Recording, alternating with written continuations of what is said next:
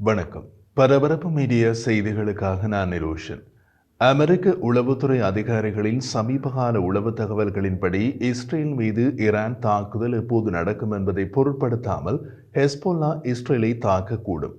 லெபனானை தளமாக கொண்ட ஈரானிய ஆதரவு இயக்கம் ஹெஸ்போல்லாவிடம் இஸ்ரேல் மீது ஈரானிய தாக்குதல் பற்றி உறுதியான தகவல் கொடுக்கப்படாமல் காலதாமதமாவதால் ஈரானின் பதிலுக்காக காத்திருக்காமல் சுதந்திரமாக செயல்படவும் இஸ்ரேலை தாக்கவும் அதிக வாய்ப்புள்ளது என்று அமெரிக்க உளவு தகவல்களை நன்கு தெரிந்து பல ஆதாரங்கள் வெளிப்படுத்தின. ஈரான் தனது அடுத்த நகர்வை இன்னமும் ஆலோசித்துக் கொண்டிருக்கும் போதே ஹெஸ்போல்லா எதிர்வரும் நாட்களில் தாக்குதலை நடத்தலாம். ஒரு அமெரிக்க ராணுவ அதிகாரி ஈரான் இஸ்ரேல் மீது பெரிய தாக்குதலுக்கு எதிர்பார்த்த ஏற்பாடுகளில் சிலவற்றை செய்திருக்கிறது, ஆனால் அனைத்தையும் செய்து முடிக்கவில்லை என்று குறிப்பிட்டார். அதே நேரத்தில் இஸ்ரேலின் வடக்கு எல்லையில் உள்ள லெபனானில் இருந்து செயற்படுவதால் ஈரானை போலல்லாமல் ஹெஸ்போல்லா எந்த அறிவிப்பும் இல்லாமல் துரிதமாக செயல்பட முடியும். ஈரான் இஸ்ரேலை சுற்றியுள்ள அரபு நாடுகளை தொடர்பு கொண்டு சில ஏற்பாடுகளை செய்யாமல் நேரடியாக ஈரானிலிருந்து இஸ்ரேலை தாக்க முடியாது. டெஹ்ரானில் ஹமாஸ் தலைவர் இஸ்மாயில் ஹனியே மற்றும் லெபனானில் ஹெஸ்போல்லாவின் உயர்மட்ட இராணுவ தளபதி ஃபுவாட் ஷுக்ர் ஆகியோரின் சமீபகால படுகொலைக்கு பதிலடி கொடுப்பதில் ஹெஸ்போல்லாவும் ஈரானும் முழுமையாக ஒத்திசைக்கவில்லை என்ற உணர்வு உள்ளது. டெஹ்ரானில் நேற்று சுப்ரீம் தலைவர் அலி கமேனிக்கும் ஈரானின் இஸ்லாமிய புரட்சிகர காவலர் படையின் தளபதிக்கும் இடையே நடந்த 4 மணி நேர அவசர கூட்டத்தை தொடர்ந்து ஈரானிய பதிலடி பற்றிய தகவல்கள் தமக்கு கொடுக்கப்படும் என்று ஹெஸ்போல்லா தலைமை எதிர்பார்த்து காத்திருந்ததாக சொல்கிறார்கள். நேற்றைய அவசர கூட்டத்தில் தாக்குதல் பற்றிய இறுதி முடிவு எடுக்கப்படவில்லையா அல்லது இறுதி முடிவு எடுக்கப்பட்டு அது ஹெஸ்போல்லாவுக்கு அறிவிக்கப்படவில்லையா என்பது தெளிவாக தெரியவில்லை என்கிறார்கள் அமெரிக்க அதிகாரிகள். லெபனானில் ஈரானிய இயக்கம் ஹெஸ்போல்லா மீது ஈரானிய கவனம் திரும்பவில்லை என்பது ஹெஸ்போல்லா தலைமைக்கு அதிருப்தியை ஏற்படுத்தியுள்ளது என்று கூறப்பட்டுள்ளது. ஹமாஸின் தலைவர் இஸ்மாயில் ஹனியே கொல்லப்படுவதற்கு சில மணி நேரங்களுக்கு முன்பு பெய்ரூட்டில் அதன் உயர்மட்ட இராணுவ தளபதி ஃபுவாட் ஷுக்ரின் படுகொலைக்கு பதிலடி கொடுக்கும் அவசியம் ஹெஸ்போல்லாவுக்கு உள்ளது. அதை காலம் தாழ்த்தாமல் கொடுக்க வேண்டிய அவசியமும் ஹெஸ்போல்லாவுக்கு உள்ளது. அதன் பொதுச் செயலாளர் ஹசன் நஸ்ரல்லாவும் அதை பகிரங்கமாகவே அறிவித்து விட்டார். பதிலடி கொடுப்பதற்கு தாமதிப்பது ஹெஸ்போல்லாவுக்கு புதிய அனுபவமாக உள்ளது. அவர்கள் வழமையாக 24 மணி நேரத்தில் பதிலடி கொடுப்பதே நீண்ட கால நடைமுறை. ஒரு அமெரிக்க அதிகாரியும் ஒரு மேற்கத்திய உளவுத்துறை அதிகாரியும் இது பற்றி கூறிய போது ஈரானை காட்டிலும் ஹெஸ்போல்லா நடவடிக்கை எடுப்பது குறித்த சாத்தியம் இப்போது அதிகமாக இருப்பதாகவும் லெபனானை தளமாக கொண்ட ஹெஸ்போல்லா ஈரான் இல்லாமல் செயல்படக்கூடும் என்ற வாய்ப்பை உயர்த்துவதாகவும் கூறினார்கள். நேதன்யாகுவை பொறுத்தவரை ஈரானையும் ஹெஸ்போல்லாவையும் ஒரே இறையியல் தலைவரின் இரு வெவ்வேறு கரங்களாக அவர்கள் கருதுகிறார்கள். இரு கரங்களும் ஒன்றிணைந்து தாக்குதல் நடத்த வேண்டிய அவசியம் இல்லை என்பதும் அவரது கோட்பாடு.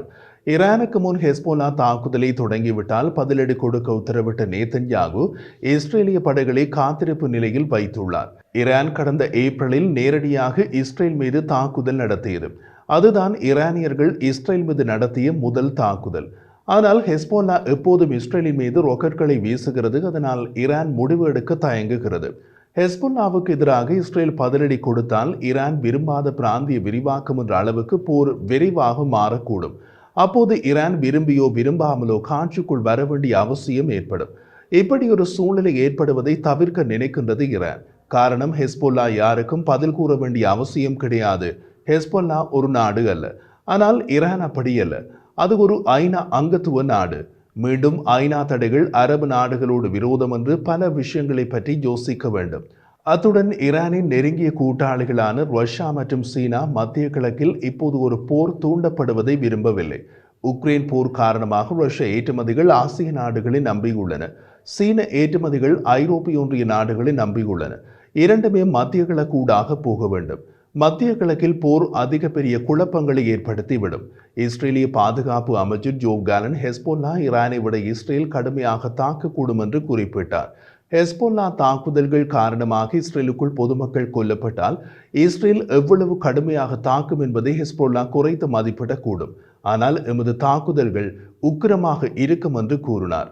அவர் மேலும் கூறிய போது, விஷயங்கள் தற்போது இருக்கும் நிலையில் நஸ்ரல்லா லெபனானை மிக அதிக விலை கொடுக்கும் சூழ்நிலைக்கு இழுக்கக்கூடும். லெபனானில் உள்ளவர்கள் தங்களுக்கு என்ன நடக்கும் என்பதை உணர்ந்துள்ளார்களா தெரியவில்லை.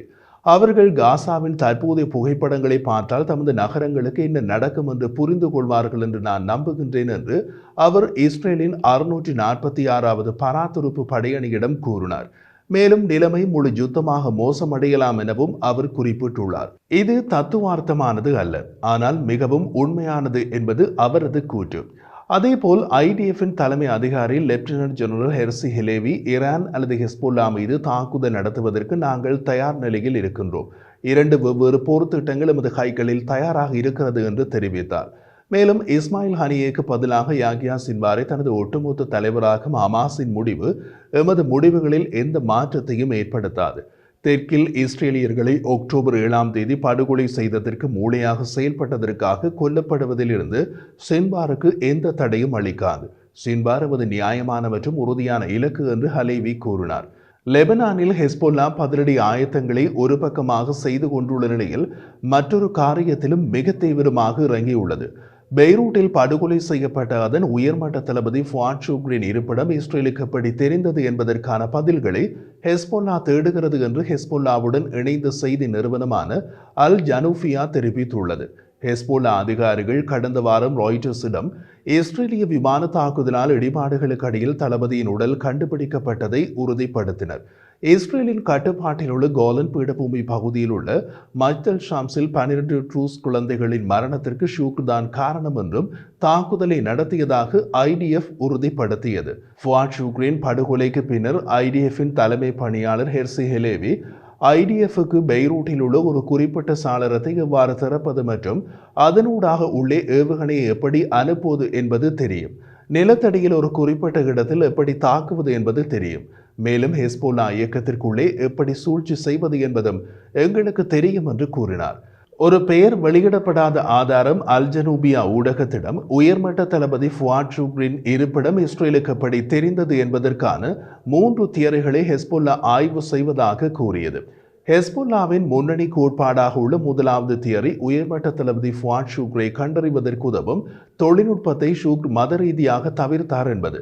இரண்டாவது தியரி ஹெஸ்போல்லாவின் உயர்மட்ட குழுவில் உள்ள ஒருவர் அவரது இருப்பிடத்தை கசிய விட்டார். அல்லது மூன்றாவது தியரி இஸ்ரேலிய முகவர்கள் ஹெஸ்போல்லாவுக்குள் ஊடுருவியதாக இருந்தது. ஆதாரத்தின்படி ஷுக்ர் தனது குரல், முக அங்கீகாரம் அல்லது கட்டை விரல் ரேகை தேவைப்படும் அனைத்து தொழில்நுட்பத்தையும் தவிர்த்தார். அந்த தொழில்நுட்பம் அவரது மத கோட்பாடுகளுக்கு எதிரானது என்று தமது சில சகாக்களிடம் அவர் கூறியுள்ளார். ஹெஸ்போல்லாவின் உயர்மட்ட தளபதி ஃபுவாட் ஷுக்ரின் இருப்பிடம் மத்திய பாதுகாப்புடன் பெரிதும் ஒருங்கிணைக்கப்பட்டது.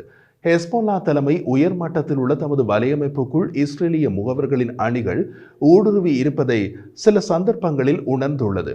பெயர்கள், புகைப்படங்கள், தொலைபேசி எண்கள், முகவரிகள் மற்றும் குரல் மாதிரி ஆடியோ தரவு உட்பட ஹெஸ்போல்லாவின் அமைப்புகளுடன் முழுமையான தரவு இஸ்ரேலிடம் இருப்பதாக கட்சி அஞ்சுகிறது. உயர்மட்ட தளபதி ஃபுவாட் ஷுக்ர் ஹெஸ்போல்லாவின் உச்ச வரிசையில் சேருவதற்கு முன்பு பொது பாதுகாப்பு தலைமை அதிகாரியாக பணிபுரிந்தார். அப்போது அவரது அலுவலகம் ஹரேட் க்ரீக் என்ற புறநகர் பகுதியில் இருந்தது. அவர் படுகொலை செய்யப்பட்ட நாளில் பெய்ரூட் புறநகர் பகுதியில் உள்ள மத வளாகங்களில் ஒன்றிலிருந்து ஹரேட் க்ரீக்கில் உள்ள தமது பழைய அலுவலகத்திற்கு சென்றார். அவரது நடமாட்டம் சில பாதுகாப்பு அதிகாரிகளுக்கு மட்டுமே தெரியும். ஆதாரத்தின்படி கொல்லப்பட்ட போது ஷுக்ரின் இருப்பிடத்தை அறிந்திருந்த பாதுகாப்பு அதிகாரிகளை ஹெஸ்போல்லா கைது செய்ய தொடங்கியுள்ளது. ஹெஸ்போல்லாவில் உள்ள ஒரு மூத்த பாதுகாப்பு அதிகாரி மீது சந்தேகங்கள் சுழல்கின்றன. அவர் இலக்கு வைக்கப்பட்ட கட்டடத்தில் ஷூக்கும் அவரது விருந்தினரும் எங்கிருந்தார்கள் என்பதை அறிந்திருந்தார். ஏனெனில் அவர் படுகொலை செய்யப்படுவதற்கு சற்று முன்பு ஹெஸ்போல்லாவின் பொதுச் செயலாளர் ஹசன் நஸ்ரல்லாவுடன் வரவிருக்கும் சந்திப்புக்காக அவரிடமிருந்து ஒரு சமிக்ஞைக்காக காத்திருந்தனர். சமிக்ஞை கிடைத்தவுடன் அதை தமக்கு நேரில் வந்து தெரிவிக்கும்படி ஃபுவாட் ஷுக்ர் குறிப்பிட்ட பாதுகாப்பு அதிகாரிக்கு உத்தரவிட்டிருந்தார். அதனால் அந்த மூத்த பாதுகாப்பு அதிகாரிக்கு கட்டடத்தில் ஷுக்ரும் அவரது விருந்தினரும் எங்கிருக்கிறார்கள் என்பது உத்தரவாதமாக தெரியும். அந்த பாதுகாப்பு அதிகாரி ஹெஸ்போல்லாவின் எதிர்ப்பு ஜிகாத் இயக்கங்கள் ஒன்றுடன் பதட்டமான உறவுகளுக்கு பெயர் பெற்றவர் என்று கூறப்படுகிறது. அந்த பதட்டமான உறவு முன்பு ஒரு பாதுகாப்பு அச்சுறுத்தலாக ஹெஸ்போல்லா தலைமையால் கருதப்படவில்லை. அந்த மூத்த பாதுகாப்பு அதிகாரி புலனாய்வாளர்களால் வீட்டு காவலில் வைக்கப்பட்டார் என்றும் விசாரணை முடியும் வரை அவரது பணியிலிருந்து இடைநீக்கம் செய்யப்பட்டதாகவும் கூறப்படுகிறது. முடிவு தெரியும் வரை விஷயத்தை அம்பலப்படுத்தக்கூடாது என்பதில் புலனாய்வாளர்கள் ஆர்வமாக இருப்பதாகவும் ஆதாரங்கள் விளக்குகின்றன. கடந்த காலத்தில் கொல்லப்பட்ட ஹெஸ்புல்லாவின் தளபதிகள் பற்றிய தகவல்கள் எவ்வாறு பெறப்பட்டன என்ற கேள்வியையும் ஷூக்ரின் படுகொலை எழுப்பியது. ஷூக்ரின் படுகொலை ஹமாஸ் தலைவர் சலே அல் அலூரி பெய்ரூட்டின் தெற்கு புறநகர் பகுதியின் மையத்தில் படுகொலை செய்யப்பட்டதை ஹெஸ்புல்லா தலைமையின் நினைவுக்கு கொண்டு வந்ததாக அந்த வட்டாரங்கள் கூறின. பெய்ரூட்டின் தெற்கு புறநகர் பகுதியில் ஹமாஸ் தலைவர் சலே அல் அலூரி ஹெஸ்புல்லாவின் சார்பில் 2 தொடர்பாளர்கள் நியமிக்கப்பட்டிருந்தனர். அவர்களது பெயர்கள் ஹஜ் வாஃபிக் சஃபா மற்றும் ஹஜ் அலி அயூப். ஹெஸ்புல்லாவின் பாதுகாப்பு சேவைகள் பிரிவினர் கூட இந்த இருவரின் அனுமதியின்றி ஹமாஸ் தலைவர் சலே அல் அலூரிக்கு ஒதுக்கப்பட்ட இருப்பிடத்திற்குள் நுழைய முடியாது. ஒருங்கிணைப்பு மற்றும் தொடர்பு பிரிவின் தலைவர் ஹஜ் வாஃபிக் சஃபா முக்கியமானவர். ஹெஸ்புல்லாவின் கோட்டையான பெய்ரூட்டுக்கு தெற்கு புறநகர் தெருக்களிலும் கட்டடங்களிலும் பொருத்தப்பட்ட கேமராக்களின் நெட்வொர்க் ஹஜ் வாஃபிக் சஃபா குழுவின் அதிகாரத்தின் கீழ் இருந்தது. ஹஜ் வாஃபிக் சஃபா மற்றும் ஹஜ் அலி அயூப் ஆகிய இருவரும் கூட இஸ்ரேலிய விமான தாக்குதல்களில் கொல்லப்பட்டு விட்டனர்.